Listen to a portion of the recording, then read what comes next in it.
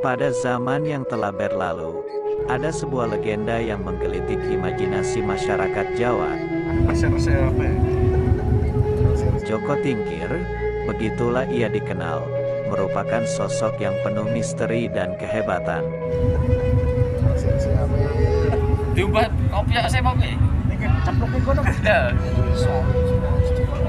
Namun, di balik ketenarannya sebagai raja pertama kerajaan Pajang, tersembunyi kisah yang tak banyak diketahui orang.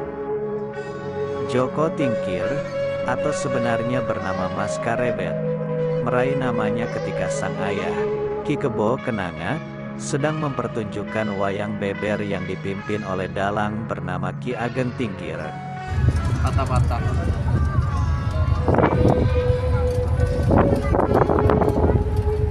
Saat itu, angin bertiup kencang dan suara dalangnya terdengar kemebret, yang kemudian membuat Joko Tingkir diberi julukan Mas Karebet.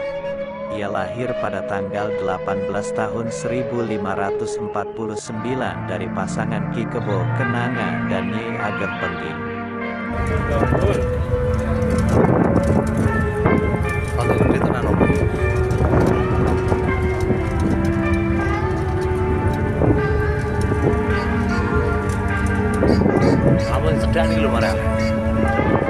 Joko Tingkir menjadi pendiri sekaligus raja pertama Kesultanan Pajang, yang memerintah pada periode tahun 1568 sampai tahun 1582, dengan gelar Sultan Adiwijaya atau Hadiwijaya.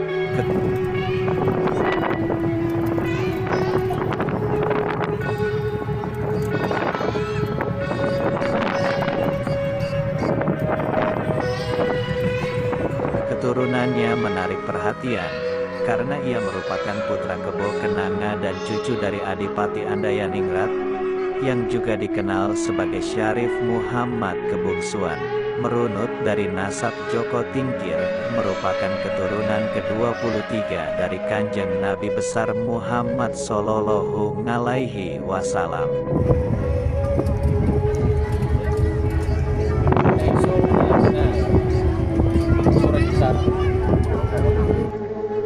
Di balik kepemimpinannya yang penuh karisma, Joko Tingkir menyimpan cerita perantauan yang menarik. Joko Tingkir hijrah ke Kerajaan Demak dengan teman-temannya, seperti Mas Wila, Ki Wuragil dan Mas Manca. Di sana, ia menetap di rumah pamannya, Kiai Ganda Mustaka, yang merupakan perawat Masjid Demak dengan pangkat Lurah Ganjur.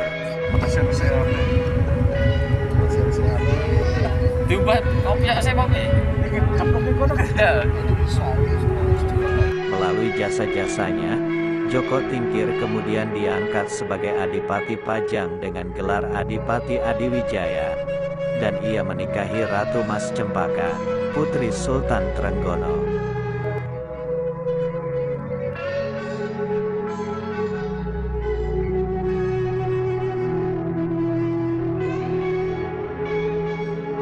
Tak hanya mahir dalam politik dan kepemimpinan, Joko Tingkir juga merupakan seorang ulama besar yang sangat dihormati oleh masyarakat Jawa.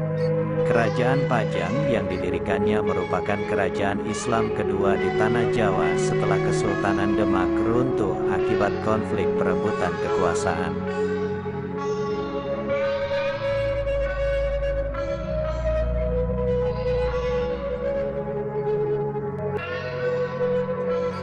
Namun, di balik prestasinya sebagai raja dan ulama, tersembunyi petualangan-petualangan yang jarang terungkap. Joko Tingkir, sebelum dikenal sebagai raja, mengembara dan menemukan berbagai hikmah dari tempat-tempat yang ia singgahi. Petualangan-petualangan itulah yang membentuk kekuatan batin dan karakternya sebagai pemimpin yang bijaksana. Dapat tak keluar ke kabel Ranto.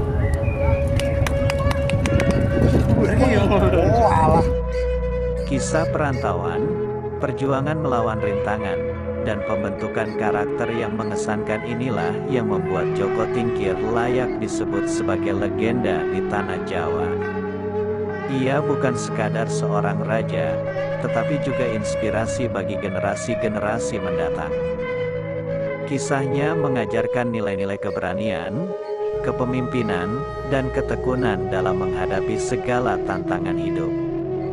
Kisah Jaka Tingkir, sosok legendaris dari tanah Jawa, menjadi rahasia yang berliku dan menarik. Ia dikenal sebagai pendiri dan raja pertama Kerajaan Pajang. Tetapi ada banyak aspek tersembunyi yang membentuk sosoknya yang penuh intrik dan kepahlawanan. Jaka Tingkir bermula sebagai seorang pemuda biasa yang berguru kepada Ki Ageng Selo di daerah lereng Merbabu.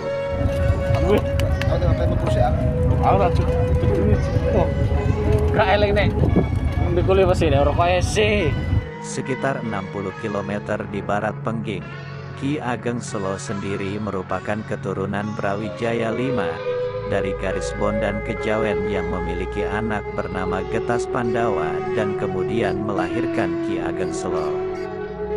Dalam perjalanan waktu, Ki Ageng Selo memiliki cucu yang menjadi sosok penting dalam hidup Jaka Tingkir. Itu kan sebenarnya malah. Enak. Itu pusat prajurit Lurana kok. Aku terus Itu mana keki? Yakni Ki Ageng Pemanahan, putra dari Ki Ageng Ngenis, serta Ki Penjawi, anak angkat Ki Ageng Ngenis.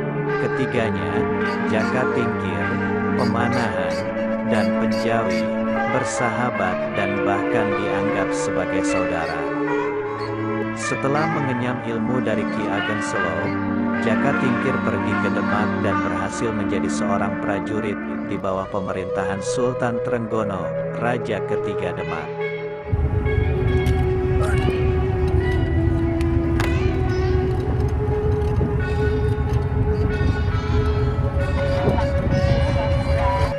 Dalam perjalanannya sebagai seorang prajurit, Jaka Tingkir mengalami berbagai cobaan dan dinamika.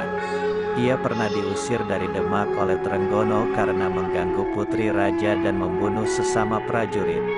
Namun, dengan kecerdikan yang dikenal sebagai Kebo Danu, Jaka Tingkir berhasil kembali ke Demak dan bahkan diangkat sebagai menantu Sultan Trenggono. Aku mau kok. Rokok muncul. Tak. Yuk teh. Aku mau. Di tengah petualangan dan intrik politik, Jaka Tingkir menjadi sosok pahlawan yang menundukkan Kebo Danu atau Arya Saloka. Pertempuran yang sesungguhnya adalah sahabat lawan sahabat. Kesuksesan ini membawa Jaka Tingkir mengangkat gelar Sultan Hadiwijaya dan memindahkan pusat kekuasaan ke Pajang, wilayah yang kini berada di Solo, Jawa Tengah. Namun, ada segi kelam dalam kepemimpinannya. Pertempuran Pajang dengan Mataram yang dipimpin oleh Danang Sutawijaya, putra Ki Ageng Pemanahan, mengakibatkan sakit hati dan bencana alam yang menimpa pasukan Pajang. Jaka Tingkir harus menghadapi konsekuensi dari tindakannya terhadap kerabat Sutawijaya yang menyebabkan kehancuran pasukan Pajang.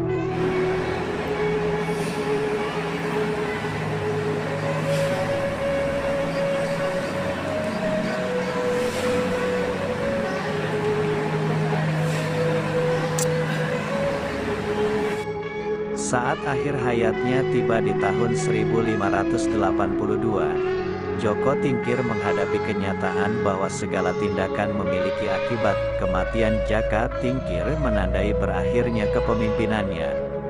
Tetapi legenda dan warisan keberanian serta kisah-kisah menariknya tetap abadi.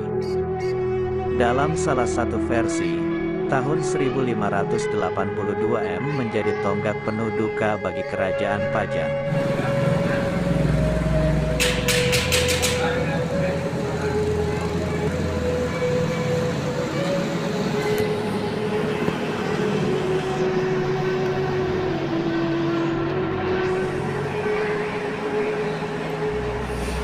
Saat itu, Joko Tingkir dikabarkan terlibat dalam pertempuran berdarah dengan Mataram Islam yang dipimpin oleh Danang Sutawijaya, putra Ki Ageng Pemanahan.